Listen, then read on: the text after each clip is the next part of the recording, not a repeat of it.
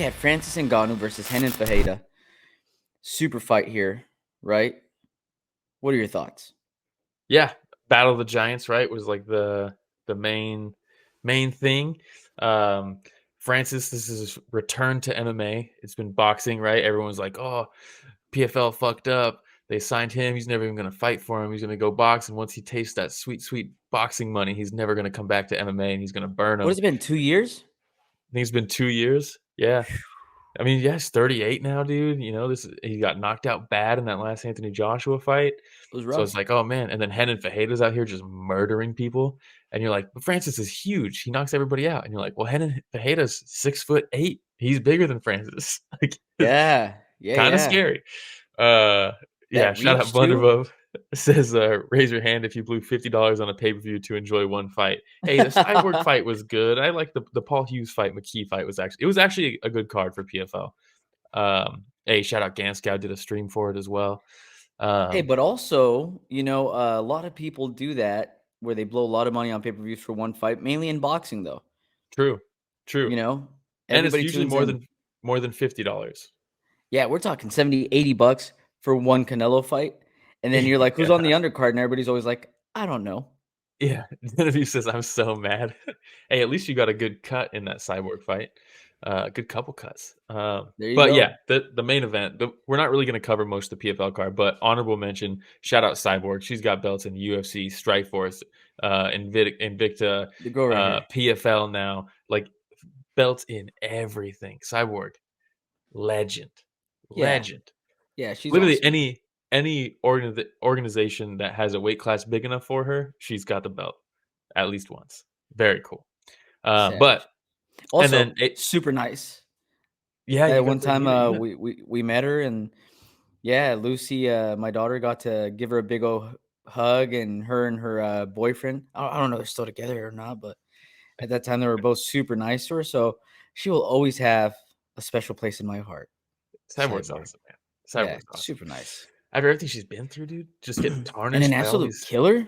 Yeah, yeah. Gascon says Cyborg has to get that karate combat belt now. Don't tempt her. Cyborg versus Alex Pineda's sister, dude. What? Oh, don't tempt her.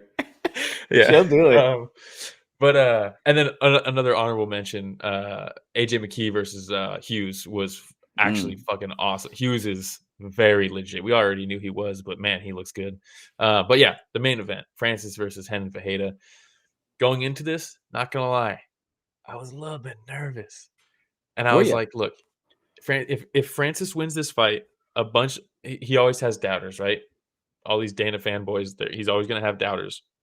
He's like, I'm like, okay, if he wins, if he knocks out Renan Fajeda, everyone's gonna be like, all right, yeah, he beat some PFL can. And you're like, Renan Fajeda is not really a can, right? And if he loses, Yeah. it's like, oh, he got beat by some guy outside of the UFC, and it's like it's a bad look, It's a but he still lose-lose. did it. Yeah, it's a lose lose. He still did it, and Renan Fajeda got $2 million for this fight because he's fighting Francis, because Francis Good asked for for him, that, right? man.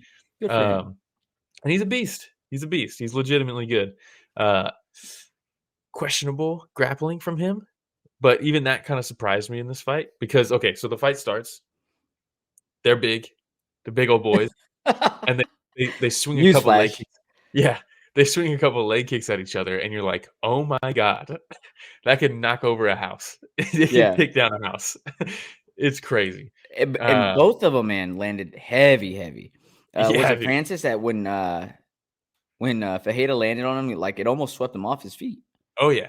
Oh yeah. And I'm like, dude, he's had like knee surgeries and stuff. Remember that was the whole Yeah. thing with the Cyril Gahn fight. Um, yeah, and yeah, they trade a couple punches and they both miss wild, and I'm like, oh my god, this is not gonna be. This isn't Francis Ngannou versus Derek Lewis. These guys they are fighting. They're not scared of each other's power. They're both This is swinging, Ngannou right? versus Rosenstruck, dude.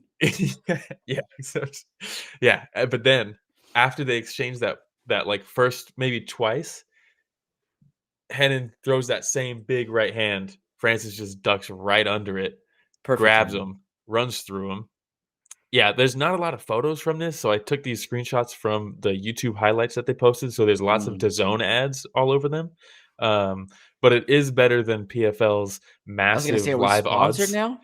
Yeah, but the PFL, I fucking hate whoever's in charge of their graphics and stuff because they have like the live odds constantly throughout the whole fight, and it's Mm. like it's below the DAZN logo here in the top left corner. It's literally covering whoever is on the left side of the screen. It's so far out of the corner. It's like in the middle of the screen. You're like, what are you doing? Um, but that sweet, sweet betting money. I'm sure they get a ton of money from all these sponsorships. But Oh, they have to. so yeah, we get D1 Francis like we got in the Cyril Gahn fight. He slips a punch, ducks under it perfectly. He opens up with a couple punches, which gets Hennen to try to throw that Yes. big right counter. He He thought it was gonna be slips another one underneath of it. those wild exchanges from earlier in the fight. Exactly. And Francis Yeah. said, "Nope, I'm on you." Takes him down immediately. And we've seen Hennen has struggled off his back. Verdum tapped him. Oh man, I got the subscribe screenshot here too for DAZN. Come on, um, DAZN. yeah, but he takes him down, right? And Hennen famously did the Brazilian tap against Fabricio Verdum when Verdum Classic. got him and subbed him, and then yeah, it was a whole big deal. He tapped, he pretended like he didn't tap, and then they had to overturn it. It was crazy. It was crazy. But his ground game is not his strong suit, right? And that's a lot of people thought going into this, Francis probably wants to test that a bit, take him down, wrestle him a little bit, and he did immediately. We're 3 minutes in, and they're in guard for a while, right? And Hennen's Mhm. grapevining, and I'm like, oh, that's probably a good way to minimize the damage coming from up top. It's going to be hard for him to pass while he's getting grapevined, but uh, you also don't really want him on top of you, even in guard. I wouldn't want Frank. I was chatting with Ganskow when he was live streaming this one, and he was like, "Man, Chat against Francis him. just yeah." He's like, Francis just needs to pass to half guard because in half guard he'll be able to finish this." And I was like, "Dude, Francis in half guard should be illegal, dude. That's not fair. Like, that's not fair." Um, but one thing I really really liked from this in this picture, you see Renan Vejeda trying to isolate the left arm of Francis, and Dan Hardy's like, he's going for a Kimura. I don't know how you Kimura FrancisNgannou because Kimura is famously like the strongman submission, right? And what he wants to do, he wants to feed his left arm over the shoulder and down, and then he can connect his hands or grab the wrist, and then he can put some leverage on it. Francis is like, no, I'm going to straighten that out, and I'm going to push it away from you so that you can't get that Kimura grip, and good luck reaching over it. And if we go to the next picture, Rich, and Vejeda says, great, that's what I wanted the whole time. And because Francis pulled his arm out to get out of the Kimura, he throws it down and brings his leg up over the shoulder to set up a triangle. Fucking awesome. That was Nice really setup. cool. You don't see that in heavyweight MMA, dude.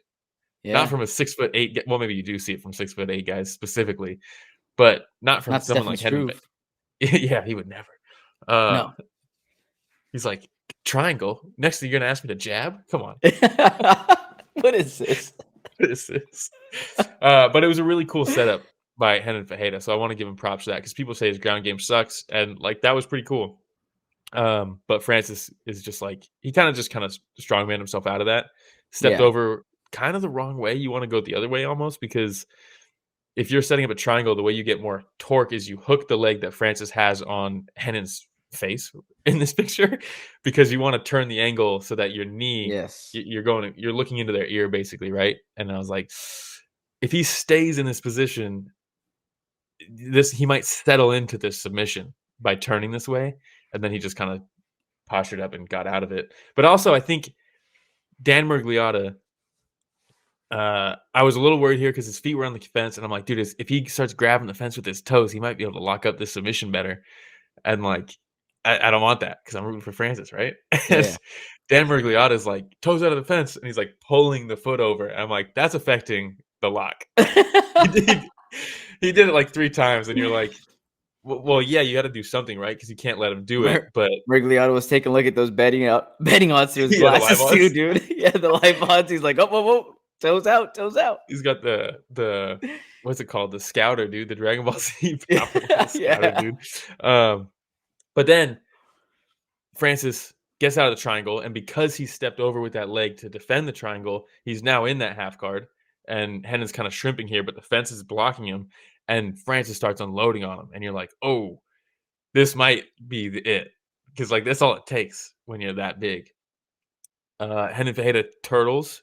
He gets to his knees. He gets to that turtle position. If we go one more picture, Rich,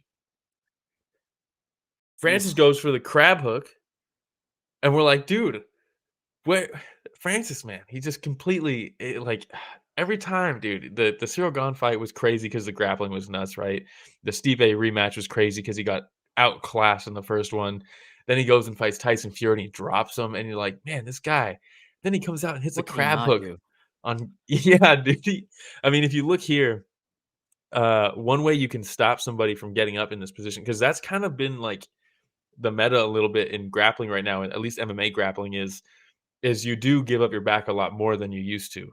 Hmm. People have gotten so much better at defending against chokes that people are willing to give up their back to then be able to just stand up, right? It's a lot Yeah. easier to stand up from turtle than it is from your back. Yeah. And uh, so in that position, if we go back one more, Rich, and we just keep it there for a sec, you see Francis, you might think like, oh, he wants to step over with his left leg and get the hook, throw that left leg in between the legs of Renan, right? Hmm. No, he wants to put that knee on the ground there outside of Renan's knee, and then it's almost like a staple, right? When you pass and you staple and you pin someone's thigh to the mat, right? As they're tripping, you staple it. You put the knee on one side of their leg and your feet are on the other side of the leg, and you're pushing. It hurts, right? Your shin is sticking into it. But in this position, you put your knee down on the ground outside of their knee, and your foot is inside of their foot, and you're almost like grapevining from there, and it puts a ton of torque on your knee, and your leg's it's useless in that position. Um, he could do the crab ride to take someone's back, and in this position, he kind of already had the back because he gave up turtle, so he just goes crab hook here for position, and because that leg is useless, Renan can't stand up from this position and do the thing that he gave up his back for in the first place, and it's really cool to see Francis like evolve in that way. And then from here, he just unloads on him until he fucking murders him, and Dan Murgliata just sits there and watches. Yeah. Well, dude, that was rough because there's a part where he like just smashes him in the temple, and Yeah, Miragliotta's about to go and stop it, and he hits him again, and so like Henan falls face first on the mat there, and yeah, Miragliotta like backs up like, oh, and it's like, no, dude, that's the time to jump in because he yeah, moved. Doesn't mean he's trying to get out. He moved because his body went limp. And so, yeah. like, he sits back a little bit longer. Francis lands a couple more shots, and Miragliotta jumped in because he had seen enough at that point. At that Uh, point, yeah. But man, props to Francis, dude. yeah. Props You to see him get all Francis. emotional, and his Oh, coach gets dude. emotional, and Well, real quick, uh, let's look at. Oh, there's the dead body. But look at this. I'm gonna mute myself. Let me know if there's an echo, but I'm gonna mute myself, so hopefully there. okay. Okay. Punch up your armpit. Bubba, break it down. Make sure you broke out. Yeah, under the armpit. Keep going, Bubba. Keep going, Bubba. Oh, do something. Do something. That's it. Oh, Bro, well, Coleslaw says Dan could have let it go a little longer. could you hear the audio in that clip that I just played? Gnarly. The You could fist hear hitting it, the face. Oh yeah, dude. The fist hitting the face. Dan Murgliata saying, "Do something, do something, he do did. something, He do went something." Just just fell yeah, flat. dude. What do you want? He's not doing anything. You. Oh my god, those shots from Francis, dude. That is Rough, crazy. rough. That is crazy. And the fence shaking each time. But then you mentioned after the fact, uh, him immediately sobbing, and Dewey Cooper sobbing, Nixick sobbing, and you're just like, dude, what a group, man! What a group! Like I know. it it really is like you don't get this. It's so like everyone talks about how he's like a generational athlete and stuff because of the fights, but like even just his decisions after the fact, right? Like he's like I mean, the people he surrounds himself with, he's not just around. He doesn't have a bunch of yes men around him, leading him down the wrong path. He has people who like seemingly genuinely care about him, and it's crazy to see what he's accomplished, and it's really cool to see that group around him throughout the whole thing, just like ride or die guys, you know? His entire story is amazing, man. It Yeah, really it is. really is, dude. And to Now he's at think the that you he's know, 38, he probably still has a couple years left in him, right, of some solid fights. It's heavyweight, right? You can go later in life as a heavyweight. Who knows what the future holds for this guy, man? But so far, what he has, UFC champion, never lost the belt, right? But Walked away with he the is belt. not just did he walk away with the belt? He's the lineal heavyweight MMA champion, like the MMA champion. Truly. Yeah. It's crazy, dude. It's left the love UFC. It came back to the UFC. Francis got it, and he left the UFC. He still has it. So Crazy. Ganscott says, "What will the movie be titled?" Ooh. Oh my god, dude. I don't know. That's a good We question. got to think about that one. That's a very good question. Yeah. I'm about to hit up AI right now. ChatGPT. Let's see. Let's see what it comes up with. All right. Anything else on that fight? I like how we both completely dodged the question because I got nothing. I have nothing as well, but I'm sure that we'll probably be like halfway through Font versus Phillips, and someone's gonna pop in my head. I'm gonna call it out, just blurt it out, and everybody's gonna be like, "What?" You're like, Predator. You're like, well, we already got that. Blunderbuff says John Jones could never fight after a 2-year break. Oh, well, that's what man. sucks. That's what really sucks. Right now, we have John Jones, Francis Ngannou, and Tom Aspinall all as heavyweight champions, and we're not going to see any of them fight each other. How much does that suck? That's horrible. It is. That was the thing that was the difference maker with the UFC the whole time, was you got to see the best fight the best. There was not all this bullshit. And like there was a couple exceptions, but this one's pretty bad, dude. It's pretty bad. Because not only is it because one guy left, they have 2 of them in the same organization right now, and they're not doing it. Sucks. Jones versus Stipe, Aspinall versus Ngannou, and then the fighters fight each other same night. Let's do it, dude. Same night. Same night. Let's do it. Old school UFC style. Multiple fights. Let's do it. And then we'll do the BMF tournament right before that too. I think that is the BMF tournament, dude. Come on. So good. But I do think, speaking of tournaments, I think PFL probably does a heavyweight tournament that the winner of that will then fight Francis. I don't think Francis just like defends his belt against somebody next. I think they'd probably do a tournament and then he fights the winner of that. I think is what most likely will happen. Or like Ganscott says, Francis versus Deontay. CTE square. Oh, we'll talk plenty. Is that about the name CTE of the movie coming up? Yeah, that's the name of the movie. Is that the name of the movie?